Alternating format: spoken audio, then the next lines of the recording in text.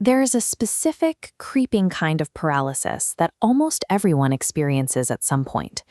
You feel entirely overwhelmed by indecision, your ambitions stall out, and you quietly accept whatever life hands you. If you find yourself stuck in that loop, it is not a lack of willpower, it is not a character flaw, it is a highly predictable psychological habit designed to keep you exactly where you are. In 1938, fresh off the devastation of the Great Depression, an author named Napoleon Hill documented the exact mechanics of this trap. He compiled his findings into a manuscript called Outwitting the Devil, but the text was so highly controversial that his family kept it locked away, completely hidden from the public for 72 years. They were terrified of the backlash because the book was framed as an interrogation of the devil himself. Hill's devil is not a literal monster with horns and a pitchfork. It is a personification of negative psychological energy.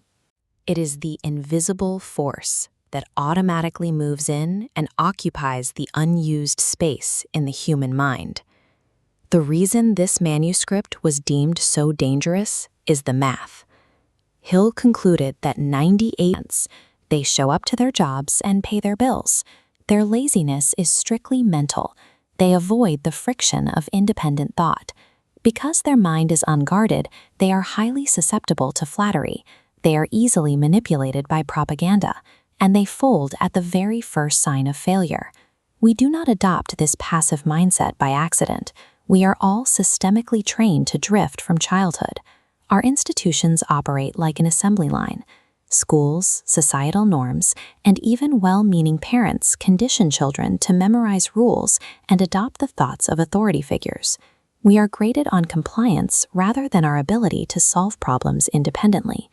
Becoming a drifter rarely looks like a dramatic, fiery crash. It looks like the quiet, comfortable surrender of your independent will to the machinery of society. To keep people on that assembly line, you need a mechanism of control. That tool is fear. Specifically, the fear of poverty, the fear of criticism, and the fear of losing love.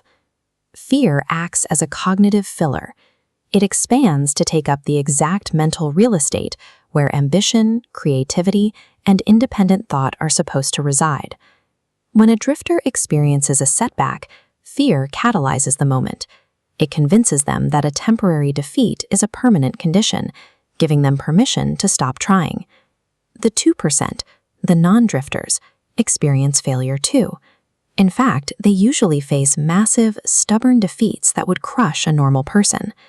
Thomas Edison faced more than 10,000 temporary defeats in his laboratory before he successfully harnessed electric energy through the incandescent lamp.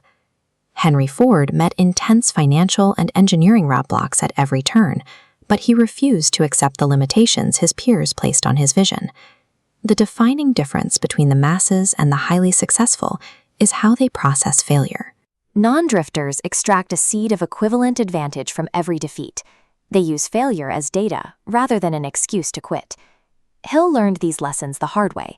Following the 1929 stock market crash, he lost his estate, his income vanished, and he found himself sitting in his car in Washington, D.C., completely paralyzed by fear and indecision.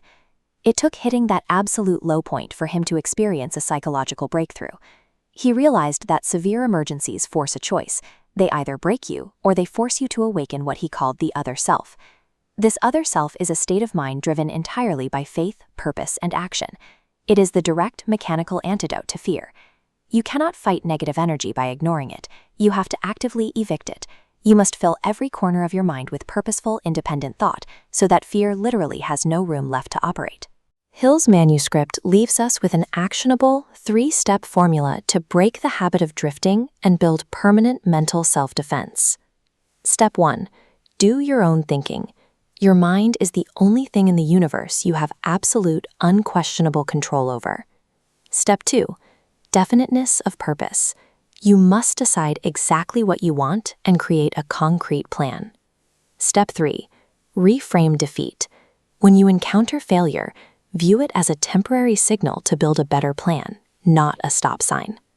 The universe operates on definite laws, and it forces a choice.